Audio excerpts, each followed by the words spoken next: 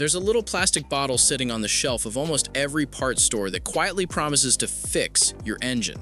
More power, better mileage, fewer problems, all for the price of a takeaway meal. Some of those bottles actually do what they claim. Others are nothing more than expensive, nicely labeled disappointment. Use the right ones and your engine runs smoother and longer. Use the wrong ones and you're just pouring money into the tank, or worse, into the oil filler.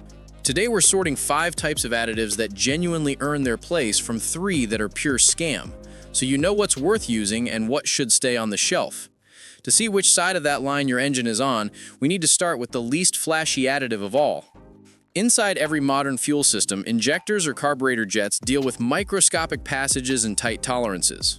Over time, tiny deposits from low-quality fuel, short trips, and heat soak start to build up. That's where real fuel system cleaners come in. These additives are detergent for your fuel path. They don't rebuild worn metal or perform miracles. They simply remove and prevent the carbon and varnish that mess with spray patterns and flow. When the injectors are clean, the engine starts easier, idles smoother, and often uses less fuel.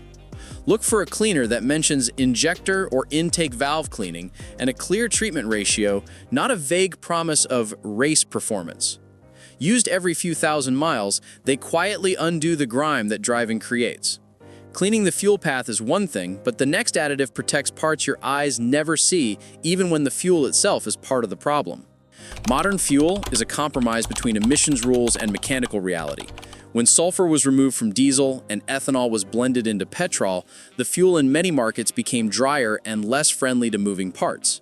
That's where lubricity and upper cylinder additives earn their keep. They help the fuel slide more easily through pumps, rails, and injectors, and add a bit of protection to the tops of cylinders, rings, and valves. Engines that suffer from ticking injectors, light diesel knock, or a slightly harsh idle sometimes calm down when a true lubricity additive is used regularly. These products are designed to work at precise ratios, so more is not better. Stick to a reputable brand, follow the dose, and treat it as a long-term habit, not a one-time miracle. But even if your fuel slides perfectly, it won't help if the fuel itself is going bad while your car sits, and that's where the third additive proves it's not just marketing. Left alone, stored fuel slowly goes stale. Oxygen, moisture, and time all attack the mix inside the tank. The result is fuel that turns gummy, forms varnish, or separates into layers that don't burn properly. This is where fuel stabilizers show their value.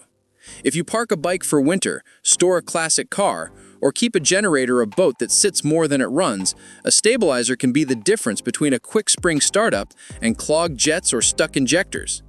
Stabilizers work by slowing oxidation and helping control moisture so less rust forms inside tanks and lines. They are not fuel boosters. You use them before storage, at the right dose, and then leave the machine alone. Months later, the fuel behaves much more like the day you filled it.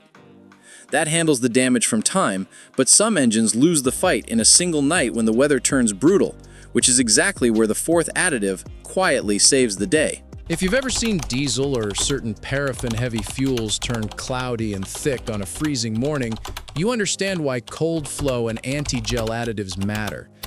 In winter, wax crystals form inside diesel that can plug filters and starve the engine of fuel. A good cold weather additive helps keep those crystals tiny and suspended, so fuel still flows through the system. That means the engine can actually start, run, and pull under load instead of quitting when the filter turns into a candle. In very cold regions, drivers often combine winter-blended fuel from the pump with a tested anti-gel additive as cheap insurance. The pattern is the same: specific problem, targeted chemistry, realistic claim. No magic horsepower, just reliable function when conditions are bad. Cold flow is a special case problem though, so what about engines that ping and rattle under load even on a warm day? The fifth additive can help there, but only if you really need it.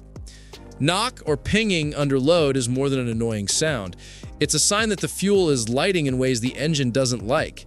When an engine is tuned near its limits or forced to run on lower octane fuel, true octane boosters and certain race fuel concentrates can help. They increase the fuel's resistance to knock, letting the engine run closer to its intended spark timing without that harsh rattle. They are most useful for high compression engines, turbo builds, or vehicles traveling into areas with only low octane options. But there are limits.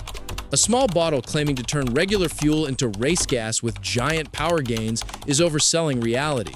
Used correctly, they are a tool, not a magic wand.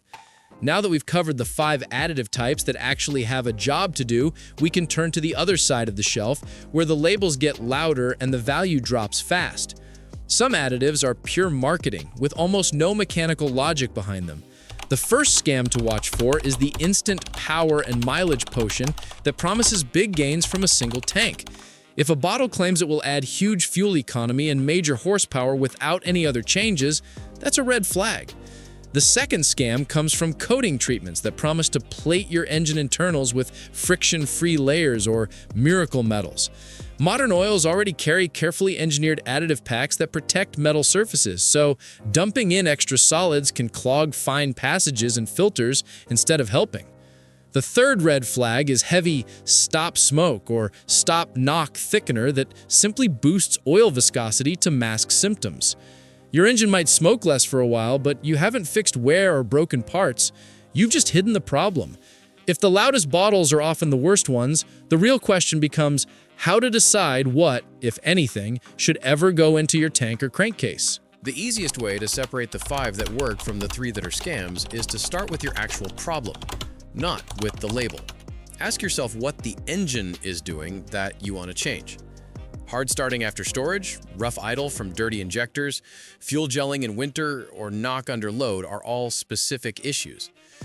For those, a cleaner, stabilizer, cold flow additive, or true octane booster can be a smart, cheap tool. But if the problem is heavy oil consumption, serious noise, warning lights, or visible mechanical damage, no bottle is going to reverse years of wear. At best, you might delay a repair.